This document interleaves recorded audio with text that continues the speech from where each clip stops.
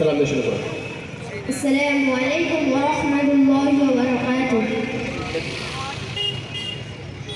নাহমাদু ওয়া নুসাল্লি আলা রাসূলিল কারীম, আম্মা বা'দ।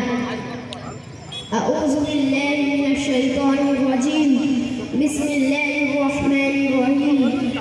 ইয়া আইয়ুহাল্লাযীনা আমানু ইযা তাদায়ানতুম বিদাইনিন ইলা আজালিন মুসাম্মান ফাকতুবু ওয়া লিয়াktub বাইনাকুম কাতিবুন বিল আদল।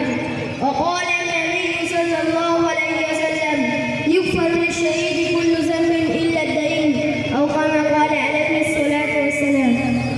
অধ্যক্ষর শ্রোতামণ্ডলী, সমস্ত প্রশংসা সেই মহান স্রষ্টার জন্য যিনি উপাসনার যোগ্য।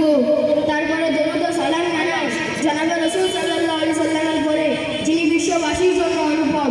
আজকে আমি আপনাদের সম্মুখে যে বিষয়ের প্রতি আলোকপাত করতে চলেছি সেটি হলো ঋণ পরিশোধ করার উপকার এবং না করার ক্ষতি। সম্মানিত শ্রোতামণ্ডলী, ইসলামের দৃষ্টিকোণ থেকে ঋণ পরিশোধ করা অত্যন্ত গুরুত্বপূর্ণ আমল এবং এ ব্যাপারে কুরআন ও হাদিসে সুস্পষ্ট নির্দেশনা দেওয়া হয়েছে। ঋণ পরিশোধে উদাসীনতা বা ইচ্ছাকৃতভাবে ঋণ না পরিশোধ করলে কুরআন ও হাদিসে এর জন্য কঠিন শাস্তির কথা ঘোষণা দেওয়া হয়েছে।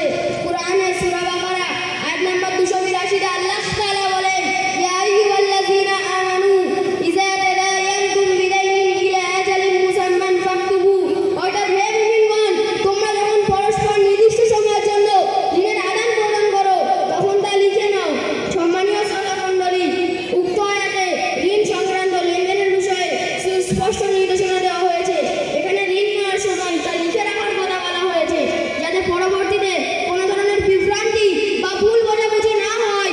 অপর একটি হাদিসে বলা হয়েছে, জনাবে মুহাম্মদ সাল্লাল্লাহু আলাইহি সাল্লাম বলেন, সামর্থ্য থাকা সত্ত্বেও যে ব্যক্তি ঋণ পরিশোধে বিলম্ব করে সে অত্যাচারী। অর্থাৎ সঠিক সময়ে ঋণ পরিশোধ না করাও এটা অনেক বড় অন্যায়।